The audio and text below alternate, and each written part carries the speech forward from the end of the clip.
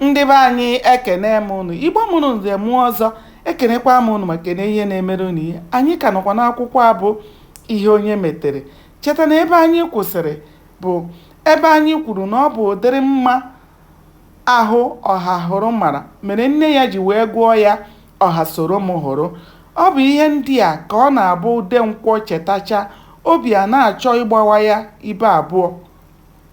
Ọ bụkwa ya kpatara o jiri si eze ụzọ emezie na kama ọ gaghị ahụ nwanne ya, kama ihe riri isi ya bịakwuo kpụrụ ya bụ ude nkwọ na ndụ, n'ihi na ọ bụghị ọnọdụ mmadụ a na-esi mmụọ mmụọ. Ozugbo dimkpa ise ahụ si ụmụ nka bịa lawara, eze ụzọ mezie zipụ odibo ya na-esepụghị aka ka ọ ga kpọrọ ya Ojiigwe. Ojiigwe bụ onye ọrụ ya bụ iji ekwe eziru ọha obodo ala ukwu ozi ọbụla a chọrọ ka ahụhụ na ngwere nụ maka ya.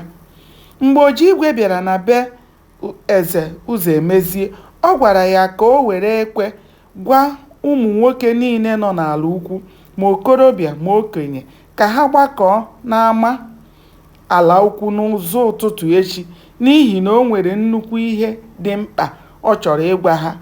Ka mgbede anyasị ụbọchị ahụ ruru, Ojiigwe were ekwe gaa obodo ala ukwu okirikiri zuruo ha ozi eze ụzọ mezie gwara ya ka o zie ha.